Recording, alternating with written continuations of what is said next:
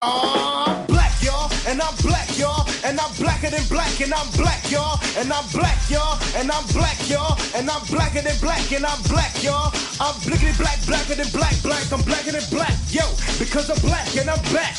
Yo, I'm black and I'm black, y'all, and I'm blacker than black, and I'm black, y'all, and I'm black, y'all, and I'm black, y'all, and I'm blacker than black, and I'm black, y'all, and I'm blickety black, black, black, black, black, black, black, black, black, black, black, y'all, and I'm black, y'all.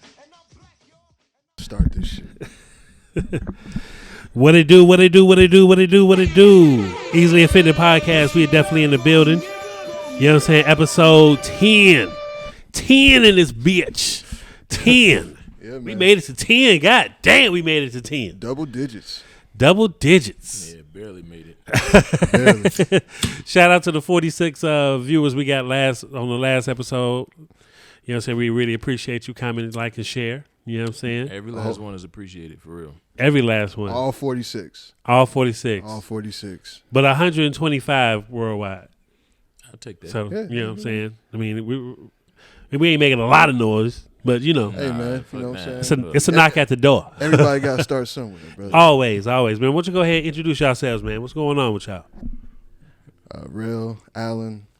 I'm doing great. How are you? I'm sorry. I'm good, man. I'm good. How are you, Chris?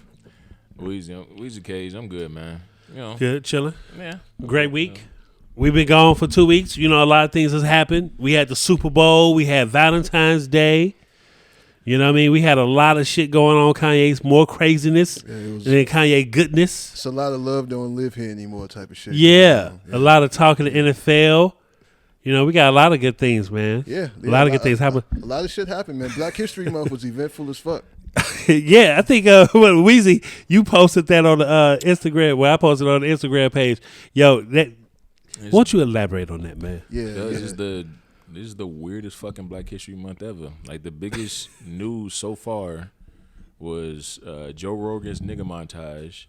That was wild. Lil Fizz and Nelly's dicks for whatever fucking Definitely reason. didn't need to see that on Twitter. I didn't see it. That's why I'm glad I'm not on Twitter. I don't get to see random dick pics. It's weird. Hold on, what the fuck else did I put up there? You put a lot of shit up there. It makes absolutely no sense. The Eminem taking the knee. No, that was my personal favorite. No, that's the last thing I got to mention. Oh, government crack pipes. Government is crack pipes. The government crack pipes.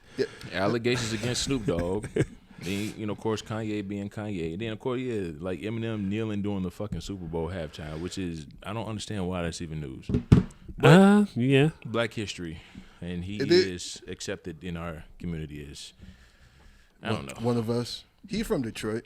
Well, but you know, what's the name? The kneeling, the NFL didn't want him to kneel, right? So they told him not to kneel. They told him not to kneel. Right.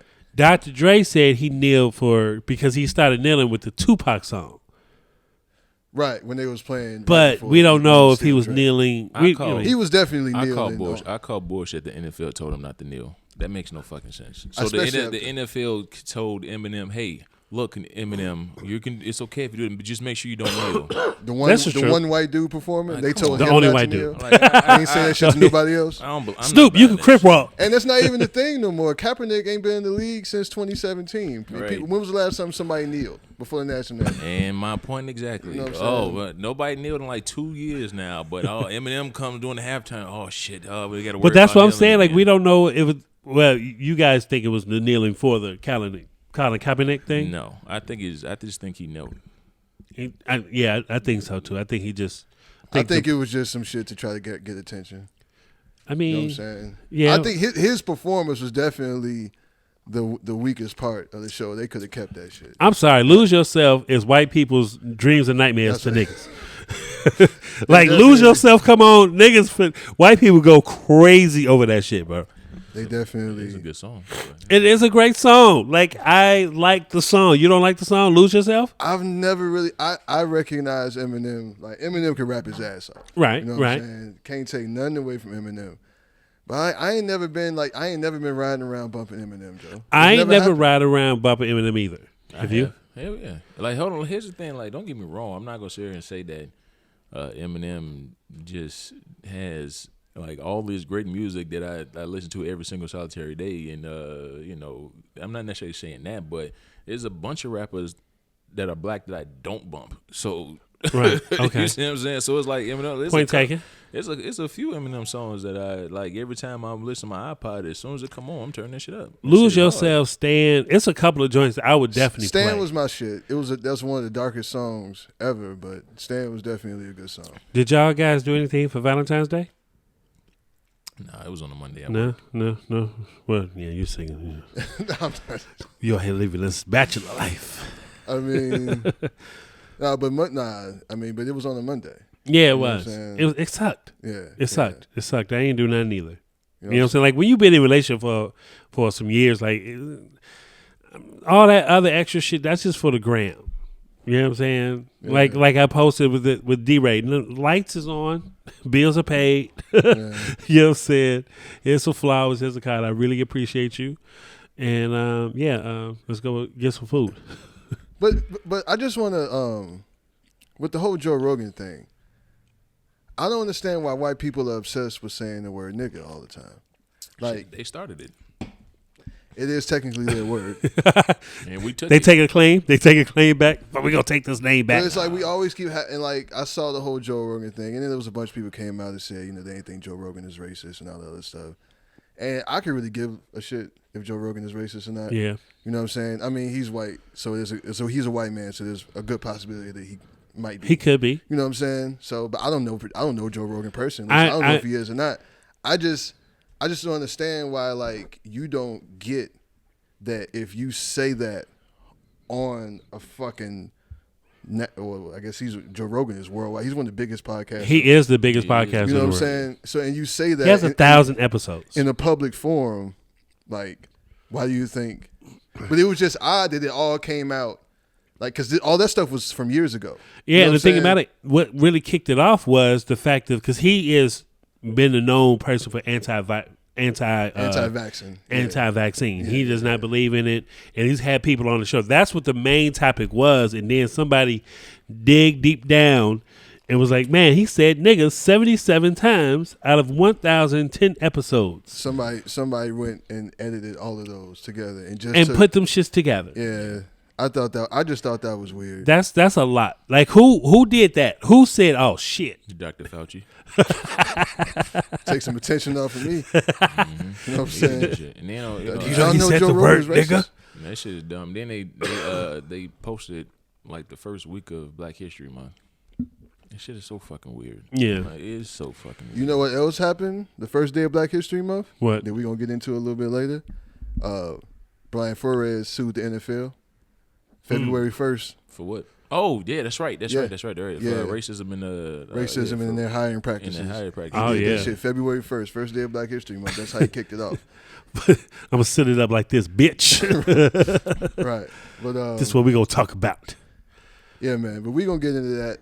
Before we do, this is the last episode in February we gonna have. So we had to do some Black History shit. Yeah, we got some little facts for y'all. Just a couple. Just sprinkles of knowledge. You know what I'm saying? Right. Just sprinkles of knowledge. Yeah, not too much. You didn't put Sable on there. Well, I mean, that's kind of. I feel like Chicago people should know that, but a lot of people don't know Sable discovered Chicago and he was black. That John Baptiste Sable has a nice museum over here in Washington Park. Was a Haitian Lakeshore Drive now. He is in Lakeshore Drive. Is named after him. Yeah, I would never call it that. I mean, is that disrespectful? Should I call it? Well, I mean, you can call it whatever the fuck you want to call it. They renamed Congress to Ida B. Wells, right? Mm-hmm. Yeah, right. You know what I'm saying? But yeah, he discovered Chicago. He was the first settler. He was a Haitian trader.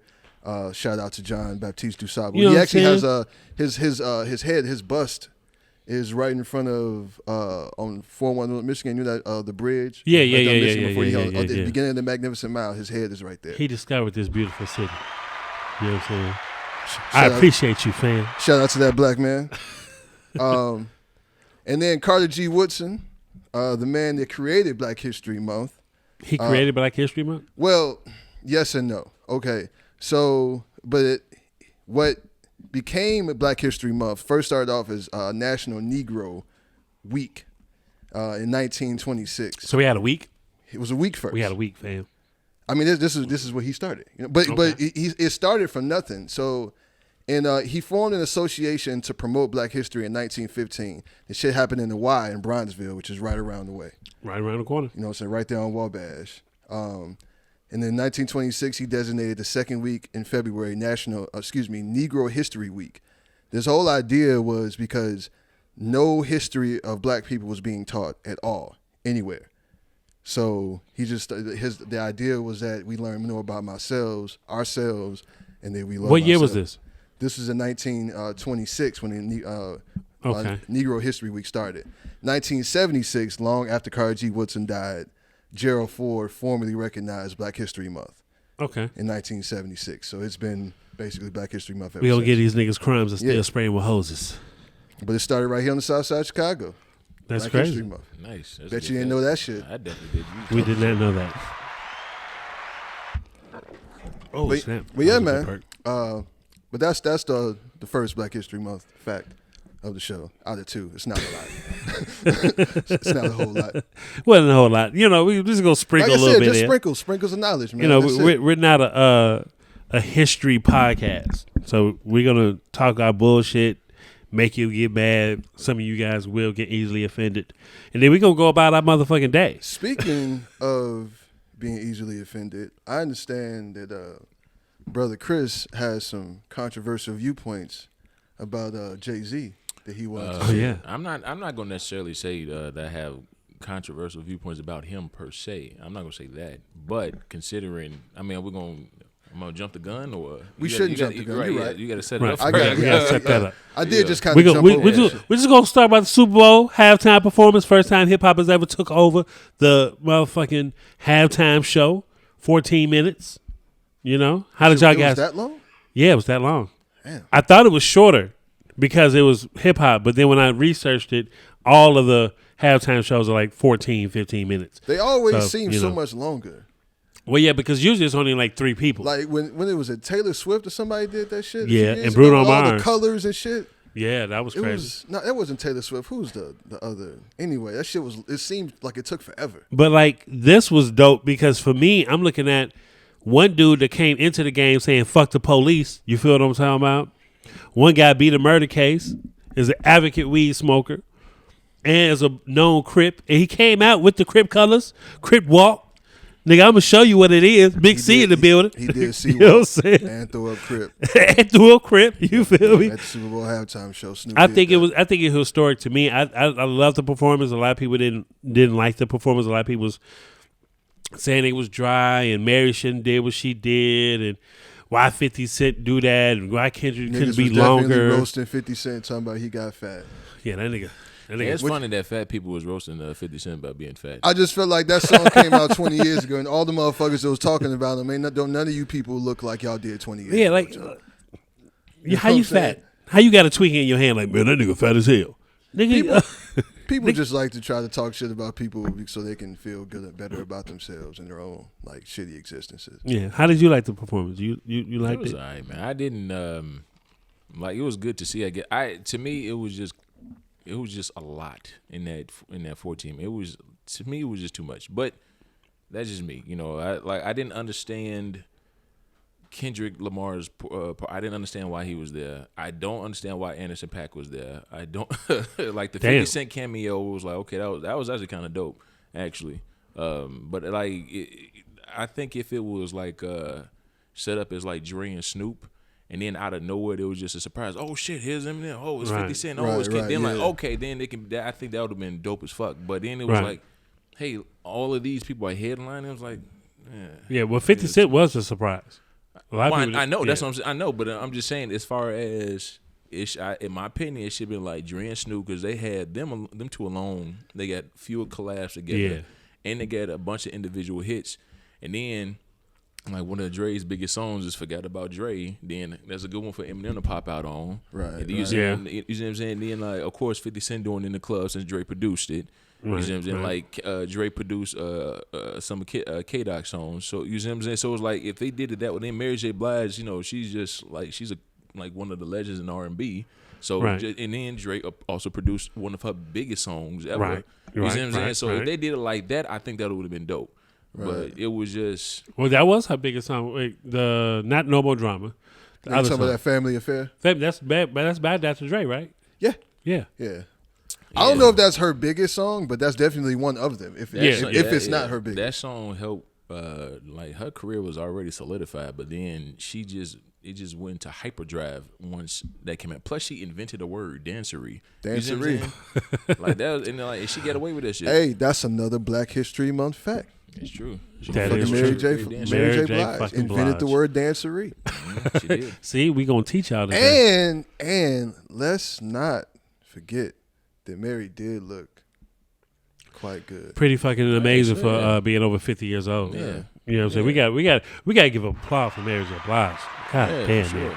And I want to send a quick shout out. So one of her hairdressers is actually somebody I know named Albert Morrison.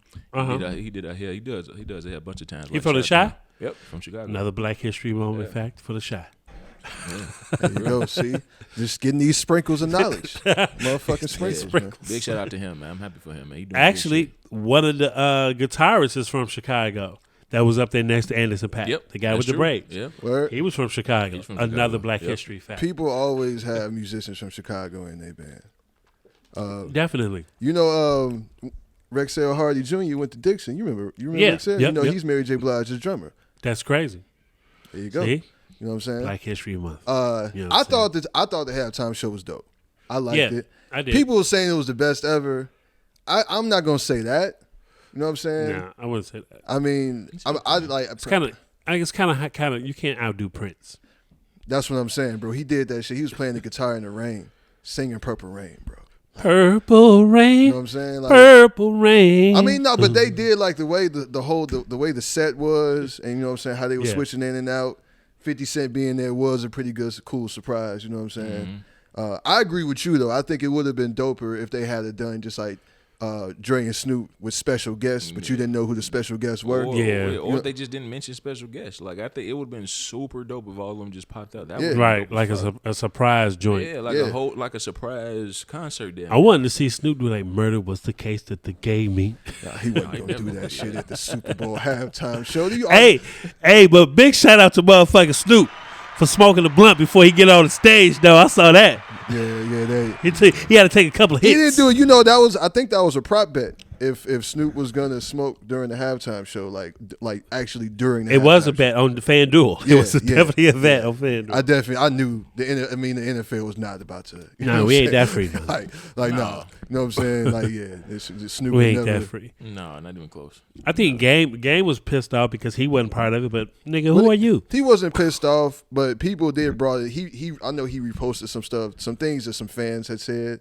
and basically it would have fit the West Coast theme, but 50 Cent bigger than the game. Yeah. You know what I'm saying? And my thing is this: if Nipsey Hussle was still alive, you know what I'm saying? I think Nipsey would have been on that stage and you know before what? Game. That's an interesting. Which I would have loved. But that's interesting because do you really think? Because people forget, a lot of people didn't know who Nip was until he died, bro. Yeah. You know what I'm saying? So no. So if Nip was still alive, do you think he would have really been? I totally think so because that Victory Lap 2 album was crazy. Victory Lap 2 was out for a year before he died, bro. But I mean, it picked up a lot of traction though. After he died.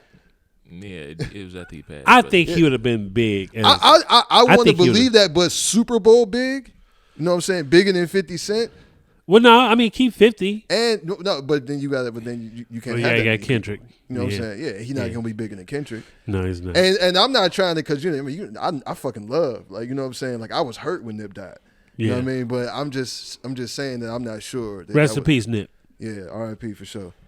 But yeah, but other than that, man, I thought it was dope. I thought it was good. You know what I'm saying? I mean, it was cool. It was cool. I mean, it goes into the Jay-Z partnership thing also with the NFL, because a lot of people think that a lot of people really are getting on Jay-Z because for the simple fact of what the NFL is going through now with the black head coaches. You know what I'm saying? So I was on Facebook going back and forth with people all day. I'm like, this is the institution that never really fucked with us at all, period, even though we make up 60% of the football league. It's actually 70. Right. 70%. 70% of the players. You know what I'm saying? In 1968, we got our first fucking black quarterback. You know what I'm saying? And then all of a sudden, like we we can't expect things to change overnight. Things have to go slow and go into motion. And Jay-Z is only with the partnership with the entertainment and what was the he's so it's his partnership is with the Inspire Change Initiative. Right. That's the name of it. Started in 2019 in August of 2019 where they made the formal announcement. And people were kind of talking shit about him then because like the cap was still, the controversy was still kind of there, even though Kaepernick had already settled out of court for $10 million at that point. Right. He settled in February of 2019. The partnership with Jay-Z was announced in August of 2019. So Cap had really got his money already. So the people saying that Jay-Z kind of sold out Cap, it kind of, I didn't really buy that too much. You know what I'm saying? I didn't either. But it was kind of contradictory to the positions that he had already taken. You know what I'm saying? Because like, you know, in 2017, they asked Jay-Z to do the Super Bowl. And he was like, fuck y'all. And then he rapped about that shit when that song would be. Was it Ape Shit? You know what I'm saying? Shit, yeah. So then you talking about like fuck the NFL basically, and then but 2 years later they come and cut you a check. You know what I'm saying? Which I'm not mad at. But I still don't necessarily think that Jay-Z like sold out the movement and no shit like that. You know what I'm saying? Right. But I mean, it does seem a little hypocritical. Yeah, it given does. some of the things that he said. What you got to say about Nah, it? one thing I don't understand is like the main reason why that happened is because the NFL was losing a lot of fucking money during that protest.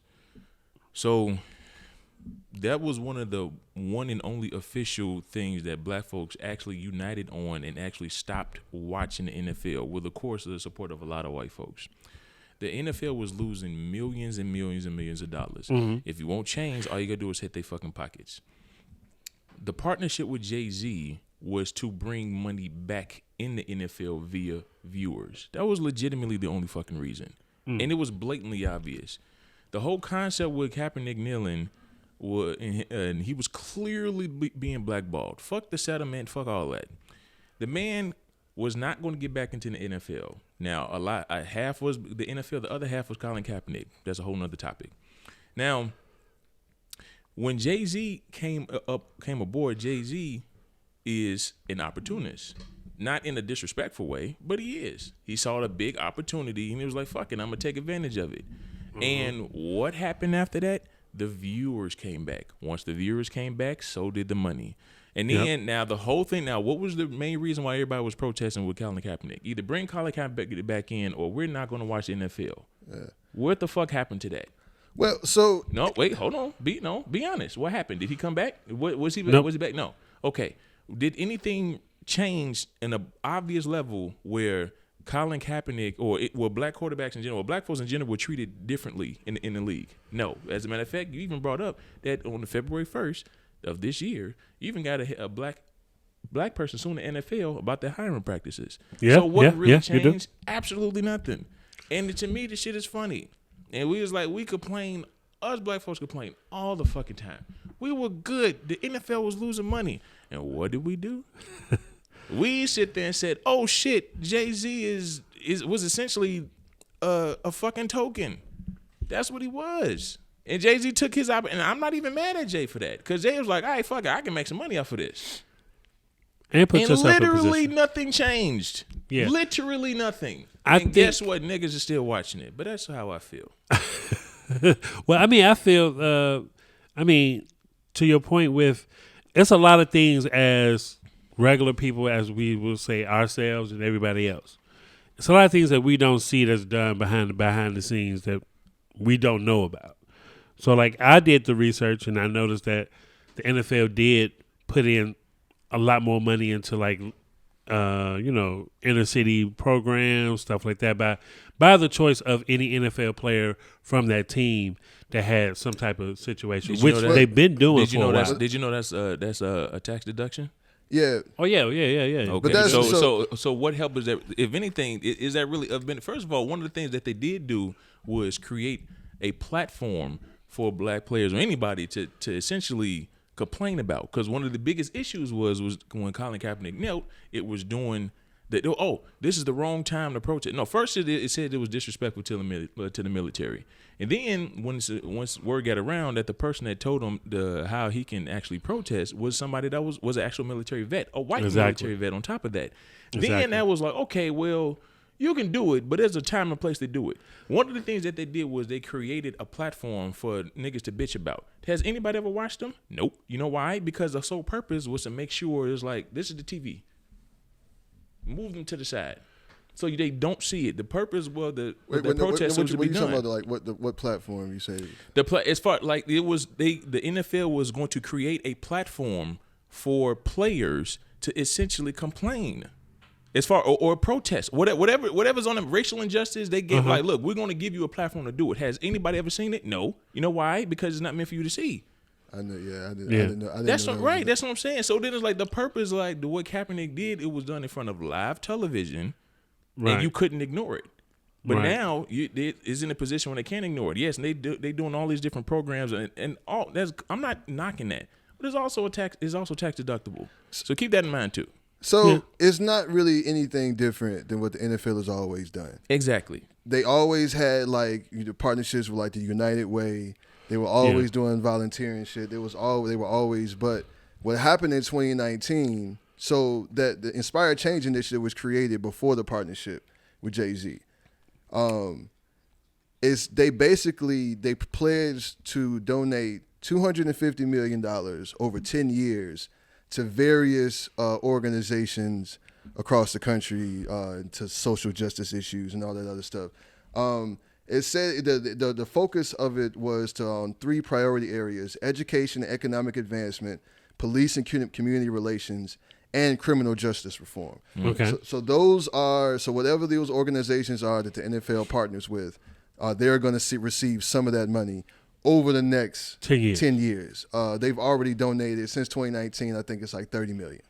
And I'm not even, as far as like money helps, I'm not mad at them donating money. The fucked up part about it is what it took to even get to that fucking point.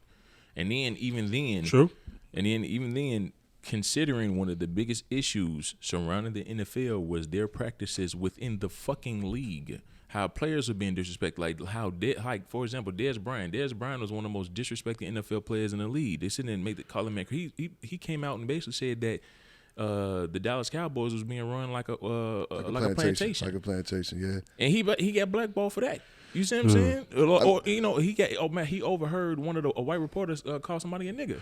And so I remember that whole controversy. Right. Because it was the Dallas Cowboys, right? He said that. Yeah. So Dez Bryant used to play for the Dallas Cowboys. Dez Bryant was also on his way out talent wise as well, and that was the same thing with Colin Kaepernick too.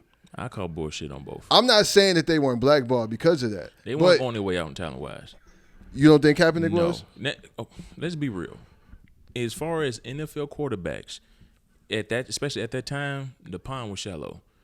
When Colin Kaepernick, the Miami Dolphins literally extended a contract to Jay fucking Cutler to come out of retirement. And you mean to tell me? I hate that nigga Cutler. And you want to tell me that it was because Colin Kaepernick was he was on his way out talent wise? Fuck you, Jay Cutler. I'm not arguing that Kaepernick was definitely blackballed. What I'm saying is it was easier to do because he was on a downward slope. Well, he wasn't because. So you know who else? Because Colin Kaepernick didn't sue the NFL alone. He was also Eric Reed, who was his teammate on the 49ers. Yeah, because who was the only person that was kneeling with him. Eric Reed sued the NFL with Kaepernick, and Eric Reed was still playing in the NFL because he was still balling. He was still one of the best safeties in the league. Right, but you know what I'm saying? So, but Colin Kaepernick, he was good enough to be on the team. He was definitely good enough to at least be a backup. But Colin Kaepernick wasn't a starting quarterback no more, bro. He wasn't. Okay, but let's be real. As far as Eric Reed and Colin Kaepernick, who was the focus on? It was definitely Cap. That's what I'm saying. He was for sure blackballed. It was bogus what they did to him. The only reason Colin Kaepernick is not, he could still be in the NFL right now.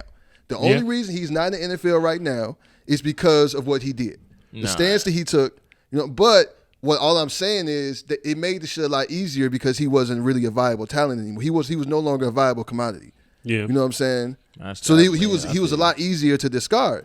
And after 2 years, he settled out of court. Now Colin Kaepernick got all types of corporate sponsorships. He got fucking shows on Netflix. Colin Kaepernick out here getting money. So who is Jay-Z really selling out? Now, do I think the partnership was just a power play for Jay-Z? Because it's been reported that he wants to be an NFL owner one day. Of course. Yeah. So I think that's the play.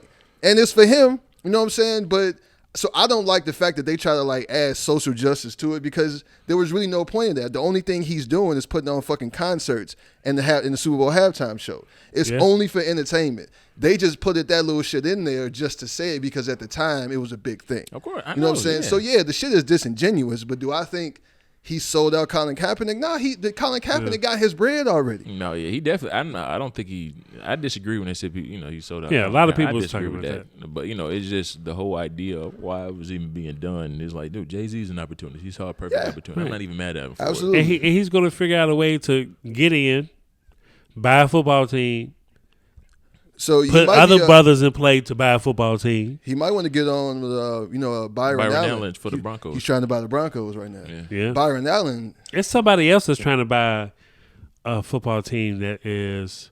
Diddy tried to buy the Panthers some years ago. Yeah. But Jared Richardson was never finna sell to Yeah, no black that man. was I right. would never got. You don't give a fuck how much money you I got. can't think of who it was, but somebody else was doing the same thing.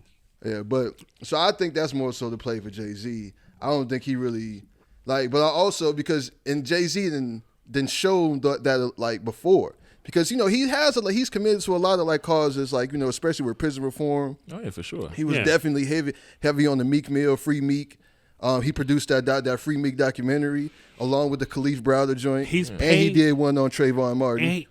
That too. He's paid lawyer fees. Yeah. Damn, for every injustice situation that goes on. I don't know if y'all remember a few years ago when the black people was suing Barney's for discrimination, saying they was coming in there shopping. They was calling it shop and frisk. Yeah, you know what I'm saying? But Jay-Z was selling merch in Barney's.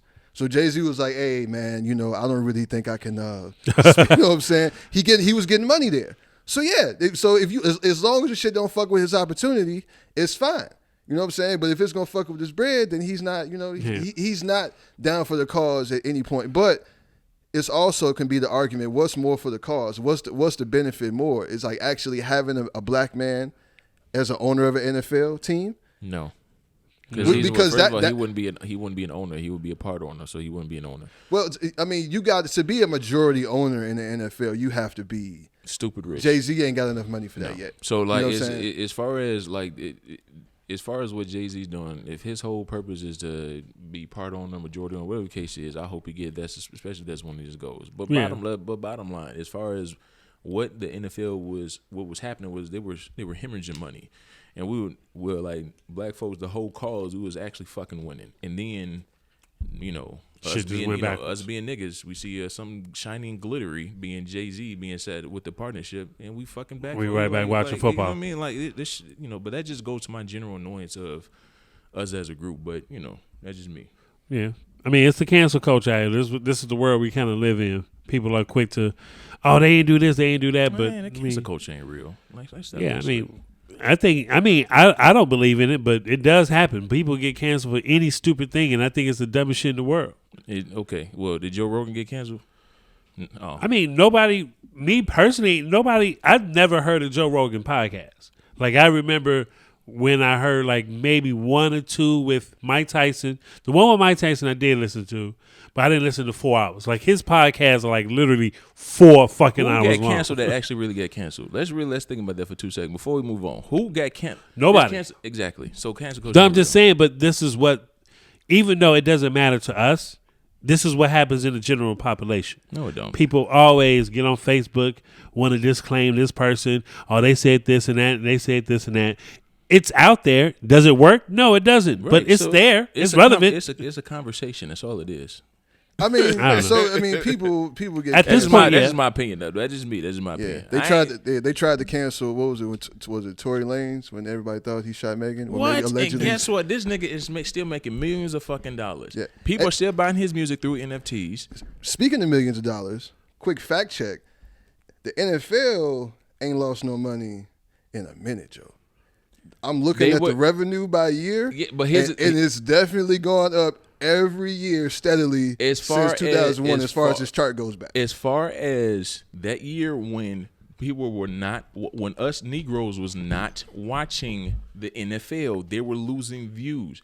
If you already have a contract with them, with the NFL, the main, especially because a lot of that's coming through advertisements. So if you losing money, you losing people not watching it, you're going to lose money.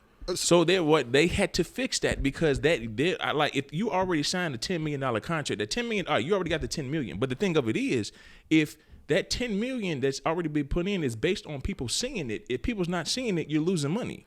You see what I'm saying? Never wrong. You're a smart motherfucker. I'm just saying that's just what it is. I'm going to say this, okay? And we got to wrap because we got to move on because we got to mention the coaching shit and then we got to, you know what I'm saying? But we got to just move on from this. No. Just to move on from this part of it, right? Damn it. The NFL numbers? You just lost your thought? I just lost my fucking thought. We can come back to it. Go ahead. It can come back later. It can come back later. But the NFL is definitely going through a lot of shit. Now, they don't have any black coaches. They got Lovie Smith. They made him a coach just out of like, fuck it, we need one black coach. So like we mentioned before, Brian Flores sued the NFL. Okay. February 1st. February 1st. First day of fucking Black History Month. Mm-hmm. God damn it. You know the irony in this shit? You know, he hired 2 white attorneys. Guess what the NFL did? Went and hired a black attorney. Black woman attorney. Petty. Who was also the first black woman attorney general in the United States history. That's what the NFL went and got. And for whatever reason, y'all another Black History fact right there for you. For whatever reason, we really gonna sit here and think that the NFL is not pandering. Oh, I mean, so they know because everything just gonna go away. All they're gonna do is Brian Flores. So Brian Flores got a job. He's not a head coach, but he is a senior defensive assistant with the Pittsburgh Steelers, who also is one of the only 2 franchises in the NFL right now that has a black head coach. Mike Tomlin in Pittsburgh, Lovie Smith that just got hired in Houston. Right. Wait, quick question. How many black coaches has it been at one time? The most at one time? Like 4, maybe? It's been, honestly, bro, I don't know exactly how the most has been at one time. I just know there's never been more than like 5 or 6 at a time. I think 5 or 6 has been the max. And I honestly don't think it was that many. Can't have too many niggas as head coaches at one time. I think that's an NFL rule. So speaking of rules, so what Brian Flores is basically suing over is the Rooney Rule. He's saying that the NFL are conducting sham interviews based on the Rooney Rule. So the Rooney Rule was the fuck is the Rooney Rule? I'm going to tell you. That shit sound dumb as hell. The Rooney Rule who's it named after? I want to know. Arthur Rooney, who was the chairman of the Pittsburgh Steelers and the head of the diversity committee, who was an old white man, head of the diversity committee. Wow. I love okay. Of course, that's what the NFL would do, right? Congratulations, NFL. Right. But the Pittsburgh Steelers are one of like the model franchises of the NFL. Arthur Rooney was, you know what I'm saying, he was an icon. But the Rooney Rule is basically, it happened after 2000. Excuse me, it was in 2003 because in 2002 there was a controversy that both Tony Dungy from the Buccaneers and Dennis Green from the Vikings were let go. Tony Dungy had a winning record that season and he was fired. John Gruden coincidentally took his team the next year to the Super Bowl and won. Wow. Dennis Green had his first losing season in 10 years. And they fired him, right? That's the one that looked like a motherfucker. That's the dude that they used to coach the Cardinals. Said, "We are who they thought they were." When Devin Harris, we let them off the hook. That's Dennis Green. So Dennis Green looked like a Robert Harris uncle. But they were the only black coaches in the NFL, and then they were both successful, and they let them go. So it was this whole controversy. It was just okay. Now we're going to create the Rooney Rule. You know what I'm saying? And the Rooney Rule says that NFL teams have to interview minority candidates before they hire a coach. But what ended up happening was they would just give black people interviews just to satisfy the rule and go hire whoever the fuck they want to hire. Business. There was a story. There's a dude named a coach by the name of Deuce Staley. You don't know if you remember Deuce Staley. He played for the Eagles forever. He was a running back coach for the Eagles now. And he would get an interview anytime there was a coaching change. They would interview Deuce Staley knowing that they not gonna give Deuce Staley this fucking job. That's good. Hold on. And That's just gotta to be satisfy a the fucked up rule. feeling. Yeah, but That gotta be a fucked up feeling. If you get a call from the Dolphins, you go to the interview, and then all of a sudden, like, you know that they have no intentions of hiring you whatsoever. You just a person, so they can click that box like, we did that. But you want to know what's fucking hilarious? What? You know how the shit started? Was because, so Brian Flores used to work for Bill Belichick. He coached with the New England Patriots. So they were still cool. Right. There's a dude named Brian Dable, who was an offensive coordinator for the Buffalo Bills. Both of them were up for the New York Giants head coaching job. Brian Dable had already interviewed. Brian Flores was about to interview. Bill Belichick was texting both of them, right? So he meant to text Brian Dable, I heard that you're going to get the job. But instead, he texted Brian Flores, and then so he texted that shit to Brian Flores, and Brian Flores was like, "Well, shit, I ain't even interviewed yet." You know what I'm saying? Like, you heard something I don't know, and Bill was like, "Shit, my bad. That was meant for somebody else." You know what I'm saying? That's fucked up. Right. So fucking Bill Belichick is the reason this whole shit went down in the first place. So after he got that, he took that and basically said, "Okay, this is proof, hard receipt." That this interview they're bringing me on is a sham interview just to satisfy the Rooney Rule. You know what I'm saying? And he took that, and now he's suing the NFL based off of that. Wow. Well, nothing's going to change, so. I mean, that's really how I feel. I mean, I hope we get some money. And I remember my point, and I was bringing it back around to it, is because even with the Kaepernick protest and the boycott in the NFL, it's just like, I think we just going about the shit all wrong. You know what I'm saying? Like, they don't have any product without us, right? And I'm talking about the people that are on the field, the people that are the product, right? That's been my point. Like, won't y'all just all sit out? So I mean, so we're not gonna, we can't count their money for them. These people that these are jobs. This is how they feed their families, right? True. But my thing is, over time, after all of these millionaires, and I'm not just talking about the NFL, I'm talking about the NBA, I'm talking about sports in general. You can even throw all the entertainment in that because it all falls into the same category. Whereas we keep getting paid all this money without actually building anything in order for us to have equity as a group. You know what I'm saying? So instead of us every few years having to beg the NFL for some shit and end up getting fucking Jay-Z throwing us concerts, right? You know what I'm saying? How about all these people that have made millions upon millions pool some money together, and then we can get equity in the league that we make happen with our blood, sweat, and tears. You know That's what I'm a good point. I never Niggas thought been about getting it money for a long time now, bro. I'm saying this is 2022. Motherfuckers been getting $100 million contracts. This is true. You know what I'm saying? For a long time. People have been making films and getting all types of movie deals, and Tyler Perry is still the only black person with a studio. You know what I'm saying? But when we talk about the Oscars so white every year, we need to change how we do this shit instead of just getting or begging these motherfuckers for something and then only getting pandered to and then complaining when that shit happens. We keep doing the same thing over and over again. So True. that's just how I feel about that. Well, goddamn. Yeah, well, that's why I said ain't shit gonna change. So I just want to go to a game. That's all. Like, I just want to go to a game. I haven't been to an NFL football game ever. I would like to go to a game. Been to an NFL game? I've never been to an NFL football game. That's why the NFL loves you. You don't give shit. You don't give a shit about nothing. I ain't bought a jersey at all.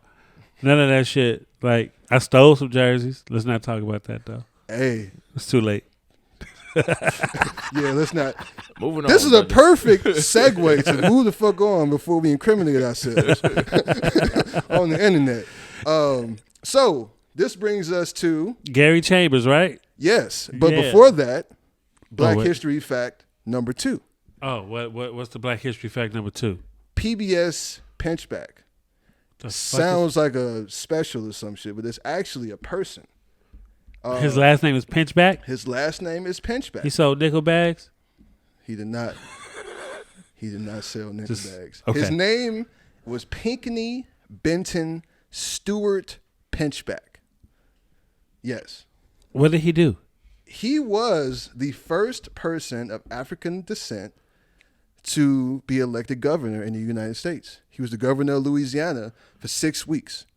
He was the lieutenant governor at first, and he was sworn in after the sitting governor of Louisiana was impeached. It happened. The only reason I know this was because after following Gary Chambers, he was trying to get a school named after him. They were trying to change a school was named after Robert E. Lee, who was that James. The Robert E. Lee, was a Confederate general. Right. So Gary Chambers was trying to get the school name changed to PBS Pinchback in honor of the first black governor in the United States who happened to be in Louisiana. So that's how I found out about PBS Pinchback. So first black governor in the United States during Reconstruction, which is a period of time. You said only for 6 weeks. I see why, because they found out he was a nigga. This boy look white. He was light skinned. They was like, nigga, wait, hold up, nigga. He was light skinned. Where are you from? He's definitely black as fuck though. You can look at his nose and see he's black. And I'm on the table. But he's fair skinned.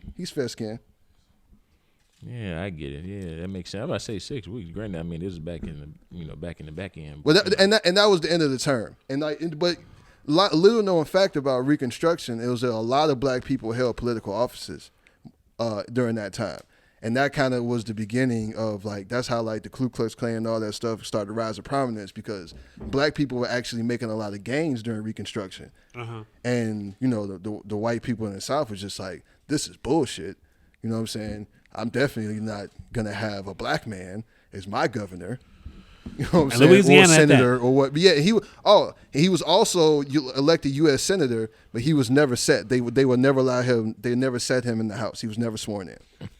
That's fucked up. It is fucked up, man. It's the history of our country. But now Gary Chambers is trying to be sworn in as a U.S. senator in Louisiana. Gary Chambers is running for U.S. Senate. U.S. Senate from Louisiana. In Louisiana. His first campaign ad was him smoking a blunt. Fat ass blunt too. That shit was stuff. I'm talking about big and ass. And the back of was it a Cadillac? It might have been a Cadillac, and all I could focus on was a blunt. So his story, I was so enthralled. I was just I'm sorry.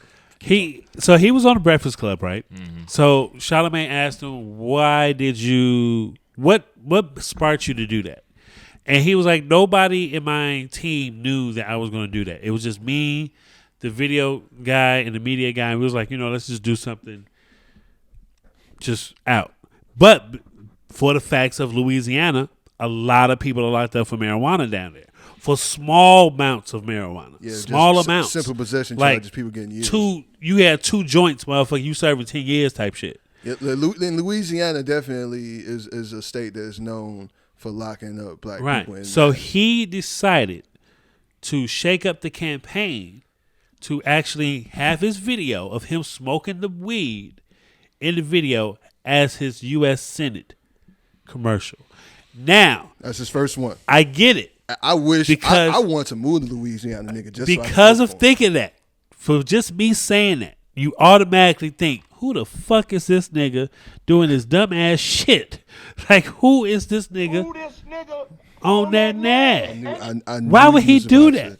I knew you. But stop counting my points. No, but the thing about it is, he is actually very intelligent, and he has a lot of good fucking points. He's an ordained minister. Fucking sense.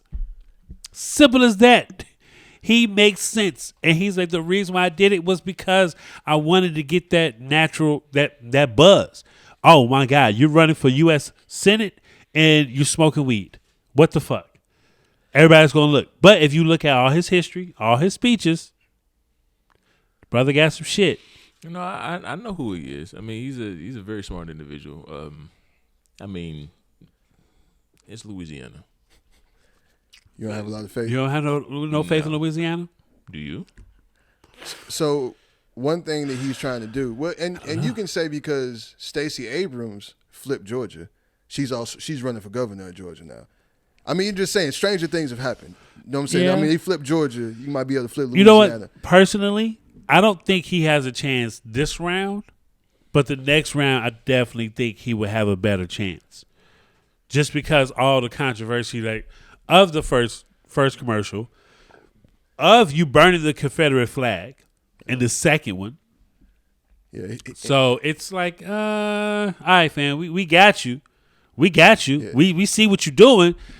But probably the next round, you know what I'm saying, we can really push you through this situation. What you think? I appreciate his message. In his second ad, he burned the Confederate flag. Right. And I mean, just to have the balls to do that, your first two political ads are you smoking weed and then you burning the Confederate flag. God damn it. He's fucking awesome. You know what I'm saying? I mean, I just feel like for you to have the balls to do that, you just represent the type of person that I feel like needs to be involved in government. When you actually want to be of service to the people as opposed to like trying to do things for yourself. He got started, his whole career in politics got started by just going up to school board meetings. Yeah. You know what I'm saying? He went viral because he was he caught that lady online shopping during the school board meeting. I remember, you know what I'm saying? I know who he is, yeah. He's also been so they've been fighting because there's a lot of rezoning going on. They're rezoning districts. A lot of that's happening a lot around the South, where they're rezoning districts in order to break up minority majority districts. So basically, if black people have the majority in this district, they're going to try to break it up so that they no longer have the majority. So it's just like every district has to, like, the majority wins, and then that vote goes towards. Right. You know what I'm saying? So if you can break up their majority, then their votes are going to count for less. Okay, but here's can we just get to the main thing of hypothetically he wins, right? What is going to change? You all about change. Well, as we all should be. I'm just saying, let's just be complete. Like this whole thing about, like you mentioned about how Stacey Abrams flipped Georgia.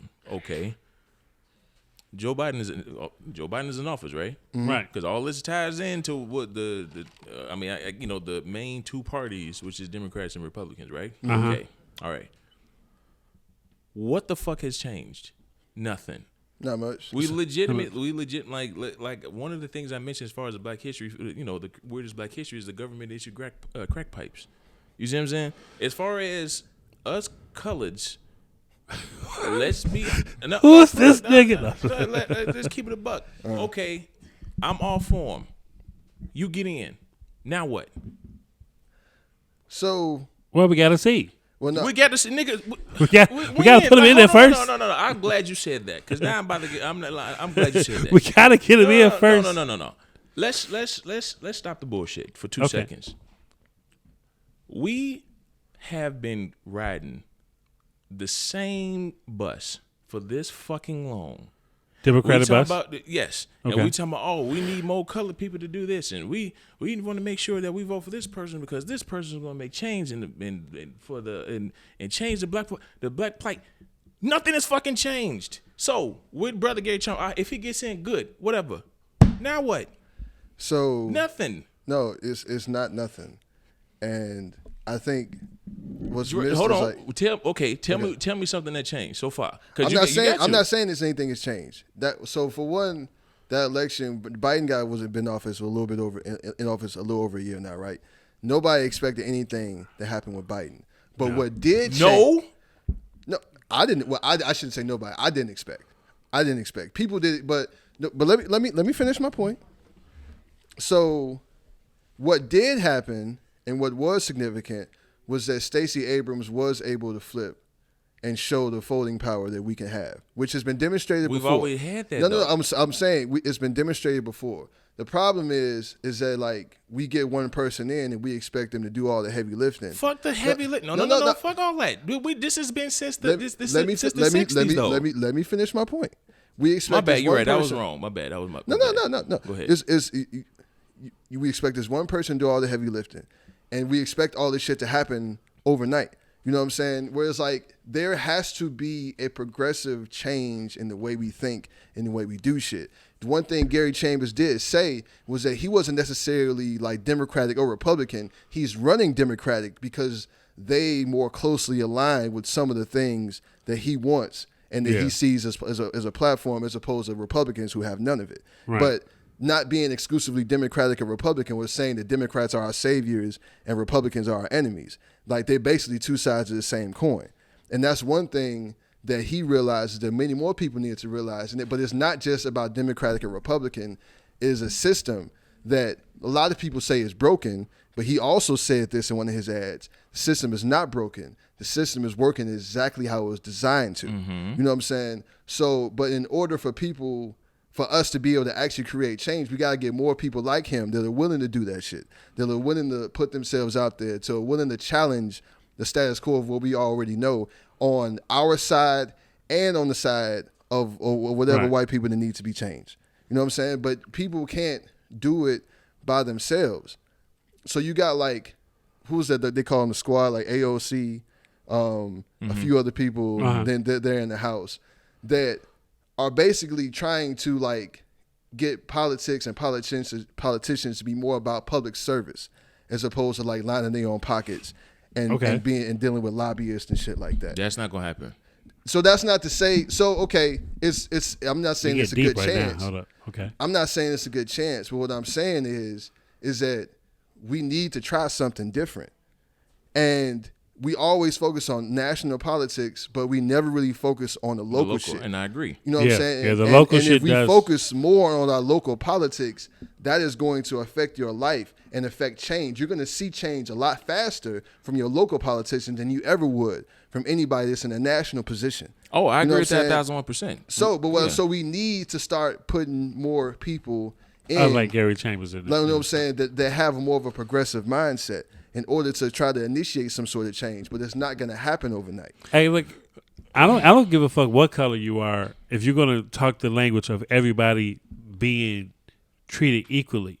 Because to be honest with you, when the election first happened, I was with Andrew Yang. I was with the Chinese dude because what's going on right now, he said 6 years ago in an interview with the Breakfast Club. This is exactly how things are about to go. Robots are going to replace human jobs. People are going to be homeless. People are going to be jobless because these robots are designed to take over everybody's fucking job.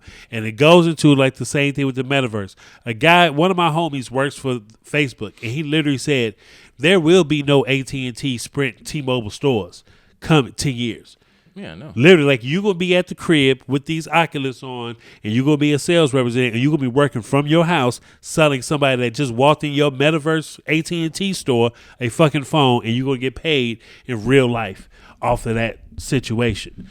But these are the things that he was saying back in the day. But once again, he's a Chinese dude going against Trump. He had to back out because he couldn't get enough funding.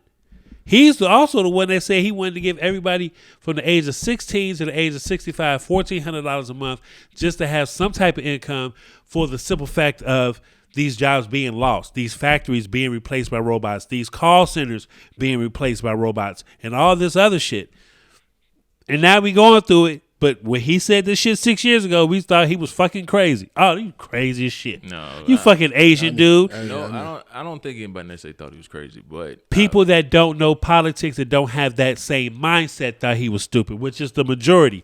Now, most people that have sense, like us and people we fuck with, they understood what he was saying. It just wasn't enough people. So I feel like what you said, if a lot more people would get focused on fuck Democrat, fuck Republican, this is what needs to happen, period. That's not going to happen. Well, I hopefully think, my kids get old. So you know what I'm saying? Hopefully. I think Andrew Yang also just represents more of what needs to happen is that because a lot of these people that are U.S. senators, that are congressmen and congresswomen, right, are third, fourth generation politicians. Right. You know what I'm saying? These are the same people that have built fortunes, generational wealth off of politics. You know what I'm saying? Where politicians, you shouldn't be in politics to get rich, but that's where we are. You know what I'm saying? But I feel like people like Gary Chambers, who comes, he's just like a basically what you would call, like, say, a regular person. You know what I'm saying? He was fighting at the school board. He never graduated college or some shit like that. He was like, I'm not sure if that's true. I think he said something. He was like, I don't know. I can't remember. I remember he said he's an ordained minister. I do remember that. Okay. I don't think you got to go to college for that. But I will say, but I see him just like more so a regular person who is getting into this to really just try to like change and progress people moving forward. You know what I'm saying? I'm not necessarily like I'm 110% against move forward and progression. But here's the thing: one, in order for people to get more people like Gary Chambers, you need to either one, eliminate lobbying altogether, which isn't going to happen. Ain't gonna happen. Or two, us black folks actually lobby, which we don't do. So now, as far as local politics, I'm all for, like I've been saying that for the longest. Personally, I don't give a fuck about like the national election. I don't give a fuck about the president of the United States, who's in office. Like I didn't give a damn that Trump was in office saying all that dumb. I didn't give a fuck about none of that. I was worried about what was going on here. Right. You see what I'm saying? And speaking of, like we got black aldermen, we got a black mayor, we got a black police superintendent. You see what I'm saying? So as far as Chicago, we can't say shit. Exactly. Nothing. So my whole thing is it made it worse in some instances. In some instances, it made it worse. So like even if we speaking about local politics, okay. Now as far as black representation, city of Chicago, I can't speak for any other city, but I know city of Chicago, there's plenty of that. Ain't shit changed. Matter of fact, like you said, shit got worse. Bullshit. I want daily back. You can say shit gotten worse. So my thing is as far as like the whole like this is what I believe. One, if we want to sit here and think shit is going to change, we need to actually lobby and actually like us black folks, generally speaking, need to learn how to properly leverage, which we don't know how to do. Once we learn how to properly leverage, I guarantee you the change that we all looking for and hoping will fucking happen. Yeah. You know the irony in that, and I 100% agree with you, but that's basically the same shit I was talking about with the NFL. Is we keep going about it the wrong way. Basically, all I'm saying, what it seems like Gary Chambers is doing, is switching up the approach. We got to do something different, bro. You know what I'm saying? Yeah, because we've been doing the same shit this whole time. I mean, and it's not working. We got to do something. If we're gonna do anything, it needs to be something different. The one girl, she had a documentary on Showtime. You're talking about AOC, the Puerto Rican lady. Yeah, young in Puerto New York. Rican. Yeah, New from York. New York. I always forget her name. Her last name was Cortez, but I know they call her AOC. Yeah, so when they had that documentary, she was like, "Yo, we need more people. We need more regular people in Congress. People that are teachers, people that are struggling, that know the shit that goes on, because these politicians that come in, they don't know struggle. They're out of touch. They're out of touch. They're fourth and fifth generation politicians, people that have grown up with generational wealth. So they cannot relate to us. You know what I'm saying? But the thing is, that's the point. Which is, and that's what I'm saying. Like people act like it's something that's not this working the way it's supposed to. Right. Like it's working exactly as it should by the people who designed it. It was never meant to work for us. Yeah, well, you know what I'm saying? The only way to actually get it to work for us is to change it. Yeah. I'm gonna say this, and I've been saying this before. Get into cryptocurrency, because cryptocurrencies is one of the things it's designed to do is to completely decimate the government. Yeah. So, which decentralize. Yeah. And I strongly believe that's exactly what's going to happen. You're speaking about, especially when it comes to just, that's why I'm happy about the metaverse and I'm upset about it. I'm happy about it because once everything is decentralized, you're gonna see a lot of change. As far as the poverty in the world, that can solve a lot of the poverty in the world. I'm upset about it because the metaverse is gonna I'm not gonna go back into it, but I have my I have my reasons for not liking it. Yeah. So yeah. But as far as this whole idea of going about it via change and we need to do this and we need to do that, nigga, it ain't gonna work. That's just me. That's just my happy Black History Month. Yeah, happy motherfucking Black History Month, man. Nah. So we gave y'all. We gotta move on to our next topic. Motherfucking yay, nigga. One of Chicago's favorite sons. Yeah, y'all go. Yeah, I can't. Go ahead. I'm gonna sit this one out. Go ahead, y'all. Wait. So did you watch the documentary? I'm not watching that fucking documentary. Oh, you gotta watch the doc. No, why don't you want to watch it, dude? Okay, I'm from Chicago. You are. I know. You was there at the time. You was at Evergreen Plaza when he was coming up. I know, but here's the thing. Like I'm just right now. I'm Kanye'd out, man. I can't. Like Kanye is in It like when Kanye, started expressing himself more. Then I think I said this in one of the previous episodes. He made me realize how free I'm not. You see what I'm saying? Yeah, I remember that. But then it's like, but Kanye West right now is too fucking much. I can't, like, you see what I'm saying? I'm not about to watch the documentary. I'm from Chicago. I've heard stories. I know people that know Kanye. I know people that work with Kanye. I'm not watching it. I hope it's I'm sure it's successful because everything he touches damn near diamond. So good for him. I can't. This is the thing though. You need to watch it just for the simple fact that it's not a Kanye. So he's not a producer or director of this documentary. It would not have gotten out if it was for his permission. I guarantee you. You can say you can say he ain't no producer, but he definitely had he had the green like that. But this is the reason why I say the documentary was dope to me, and the reason why I think everybody should watch it. If you're an upcoming artist out of any city, of the diversity and the shit that goes on. So the documentary is by Cootie and Shike. Yeah, Cootie and Shike.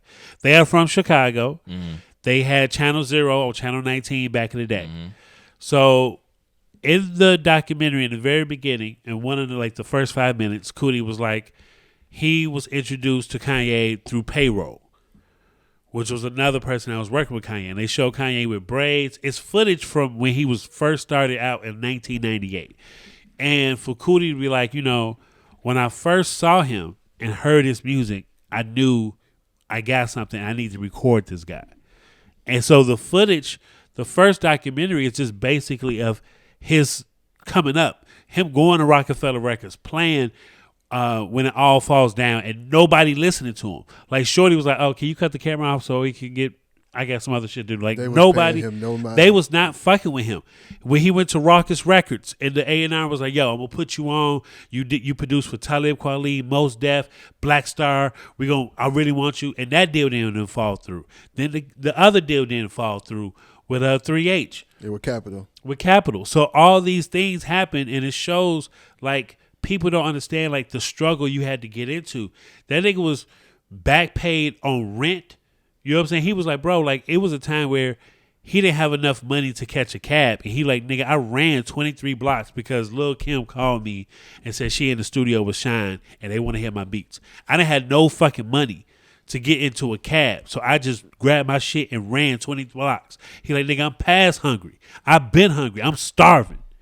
It's just that type of mentality to have in 98 and 99, and people now just not realizing the world is realizing, oh, damn, this dude has been talking this shit since fucking 2000, 2001. Yeah. Like Chicago people, like, you're right. We know Kanye. Mm-hmm. We know people that work. Chicago's a big city, but it's a small city. Everybody knows somebody who's six degrees of separation. Right. You know what I'm saying? Shit, but less than that shit. The footage of that was super dope. And I really think that is really, I can't wait till part 2. Part 2 comes out Wednesday, and the last one come out March 3rd. But what's your take on it? What did you take from it? I loved it, man. I got a real, I got a love-hate relationship with Kanye. I do too. I think everybody in Chicago does at this point. But it's been kind of, because, obviously with everything that's been in the news of him lately, with the whole thing with Kim Kardashian and Pete Davidson and with his kids and... Yeah, this outside noise, man. This outside noise is fucking up. And it is, but he's really been acting like manic. Yeah, you know what I'm saying? Yeah. I think especially with the whole deal with him trying to move across the street from Kim and him trying to justify and all that other stuff, bro. And he's wilding, and it's really kind of it's borderline scary the way Kanye is acting now. You know what I'm saying? Like he didn't really lost it, but then it's like Kanye done been through a lot, and I think what this documentary did, first of all, it was real nostalgic, just seeing Chicago early 2000s. That was a wonderful time to be alive. Do you remember Chicago? Do you remember Saturday at the Plaza, summer day? I know. You know what I'm saying? You hanging up the Sean, John, and Carson's. Man, You remember this nigga was in the Lark. You know what I'm saying? Back in that day. Hey, man. That 2000s? Early 2000s. Chicago Shy? Man, you can't. It was a hell of a time to be alive. I know. I agree. It was one of the that was. So you smiling shit? You just thinking about shit. It's a good time. Yeah, man. So the documentary takes you to that time. I am tired of Kanye West. Goddamn. Like here's the thing. Like look, hear me out. I like Kanye West. Don't get me wrong. It's just too much for him right now. It's like I don't want to watch a Kanye documentary. I just don't. And then this whole idea of like oh well everything else is getting in the way of like you I think you just said it was outside noise. Like no, it's not. That's him. He's doing it. So he's creating a lot of this. You said right. Yeah. So the thing that really got me with it was towards the end of episode 1 when they went to his mom's crib. Yeah. And I cried, I ain't gonna lie. I understand. I cried because I lost my mom 6 years ago. Yeah. So yeah. So that her sitting at the table telling him advice. When she told that motherfucker, nigga, giants don't see nobody. In the mirror. The giant looks in the mirror and sees nothing. You know what I'm saying? That shit right there fucked me up. I was like, gee. Yeah. And I literally look. I understand that fucked me up because I know how close you were with your mom. Exactly. You know what I'm saying? And so just to see his relationship with his mom, like, because you always heard about how close they were, but to see them interact, and like I've always thought and said that Kanye has kind of been on this slow decline ever since his mother passed. Yeah. So and it just seeing their dynamic just made you understand that more. And I feel like anybody that's lost somebody that's that close to them, you know what I'm saying? Yeah. They're like that was like they person to person that was gonna have your back no matter what. Right. You know what I'm saying? That person that you lost your brother. You know what I'm saying? Yeah, and that's what it made me go to that place in my mind to really understand like Kanye is just hurt. But he's not doing the things necessary to get better. At least that I don't know about. Like it just made it so much obvious. But just to see him and see basically a normal Kanye. You know what I'm saying? Just a regular human being. You know what I'm saying? Like going to visit his mother, trying to get on. You know what I'm saying? Doing things, hanging out with his friends, having a good time. Yeah. You know what I'm saying? Like it humanized him in a way, and I think that's something that happens a lot in this day and age with the internet and all the blogs and all these sites, and people just want to do things for clickbait. We forget that these people are real human beings. Yeah, you know what I'm saying? And it's just like I said, I just understand like with that pain and how that shit can fuck with you mentally if you don't face it and deal with it. Yeah, and it just seems like Kanye hasn't dealt with it. At all. I really hope that at some point he does before it really goes too far. Because like I said, the way he's acting right now is like it's really kind of like you don't know what this dude might do type shit. Right, and you know what I'm saying? And it goes and like to touch on what Chris said earlier, we all know somebody that worked with that crowd. You know what I'm saying? I mean, personally, I worked with his partners more than I worked with him. Right. So my stance on it, it's been public. He is bipolar, and he does act out when he doesn't take his medication because someone else that is also very close to him is also bipolar. You know what I'm saying? And every time where Kanye's in a good space, those certain people are around him a lot. And then when he's not in that space, that's where you see the Justin LeBoys, the other people. And him hanging out with Antonio Brown and what I'm saying, and shit like if it was ever two motherfuckers that didn't need to be in the same room with each other, it's Antonio Brown and Kanye West. Nigga. They need to be on two opposite sides of the fucking globe. But when he has that core circle of John Benopp, Happy, Woody, Jew, Don C., GLC, really though, when he has those core group people around him, he's cool. You know what I'm saying? He's created the music but once again, he's struggling mentally, and I feel that even though those brothers, you may not see them around him as much, but they around. You know what I'm saying? They still talk to the man every day. They still make moves with the man every day. So it's just like, you know, my thing with the Kanye West documentary, it was a very dope documentary. I can't wait to see part 2. Just because I watched this movement grow. So it's nostalgic for me because it's just watching it. It's like, oh shit, I remember that. It makes you think back to Velocity and Biology Bar and Dragon Room. Again, Slicks. I get it, but I'm not watching that. I'm not watching that. Slicks. Yeah, and it's no offense to him. There's no offense to anybody. I know. I can't do it, man. Like I usually don't feel sorry for rich people at all. It's very special circumstances what I do, but you know I feel for Kanye West because I agree. I think he, you know, again, this is on the outside looking in. He could be perfectly fine, but so this is just my opinion. I do feel as if he's going through a lot, and I do also feel he's hurting. I feel for him for that because that's something money can't fix. So, and I think in Kanye's position, what's amplifying it is Kanye has the world's attention at his will. And he also has an unlimited amount of money, essentially. You see what I'm saying? So that combination with somebody like Kanye West, you can't tell him shit. That nigga, he said, "Oh, you can't tell me nothing." That's real. You can't tell him shit. So, you know, that, you know, like I really feel for him. I hope he finds peace. I really truly do. But Kanye, man, we hope you feel good, man. I'm not, but yeah, I'm not watching that. I'm not watching that. You probably gonna watch it like later on. Bullshit.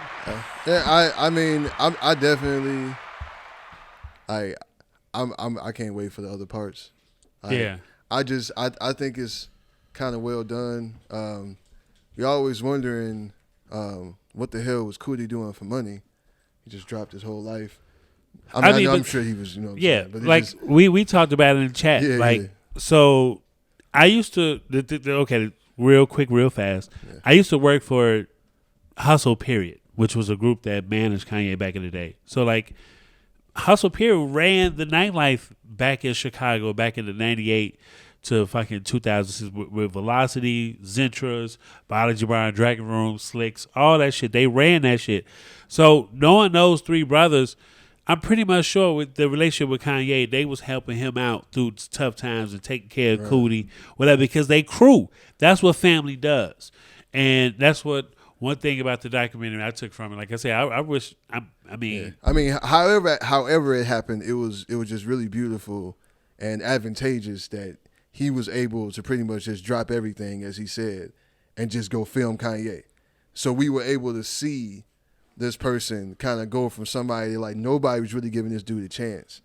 You know what I'm saying? Like nobody wanted to give this dude a chance as an artist. They fuck with his beats, they fuck with him as a producer, but nobody wanted to give Kanye a chance as an artist. And to see him go from that to bust his way in to basically Kanye is now one of the most famous people on earth. Yeah. To where it's just like you don't even have to say his last name. Are you gonna listen to the Donda 2? 22222? Not in February. That shit ain't I don't think it's gonna come out. That's supposed to be Tuesday. Yeah. I mean, like that's the thing. Like I'm going to listen to that, but I don't listen to albums when they're like around the hype. I wait, especially with Kanye West, because right now I think a lot of this is on top of the fact that he is, you know, promoting his album. But I'm going to wait. I'm probably going to listen to it in March, April, maybe even May. That shit got to die down for me to listen to it. Yeah, it definitely has to do. Man, you know what? You know what I want to talk about? Big shout out to motherfucking Bugs. He produced a lot of this shit with Kanye, and he has a couple of joints out here with on the new Donda 2, and he also has the motherfucking new Fabio Foreign. I don't know how you say his name. I think that's his name. I think that's how you say it. Fabio Foreign? Fabio. He was on Donda. I'll play the song for you. Okay, it was a sample that Jim Jones and Fat Joe rapped over on Jim Jones' album El Capo. But he produced that joint. He's from the crib. You know what I'm saying? He's been with Kanye since 808s. Okay. And he also did Chloe Bailey's single and shit like that. He's from Chicago. That's another Black History fact for y'all motherfuckers. Sprinkles of knowledge. Sprinkles of knowledge, man. Hey, man, we got it wrapped up real quick and real fast. You know what I'm saying? You know, we are grown men. We have kids. We have lives. We have wives. I have one child. I'm just saying. One child. I got kids. He got kids. You know what I'm saying? You got one child. One child.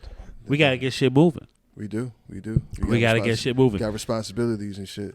Got a responsibility. This week is going to be rough. Hey, man, make sure you check out Easily Offended Podcast on YouTube and all your streaming platforms. Make sure you check that out.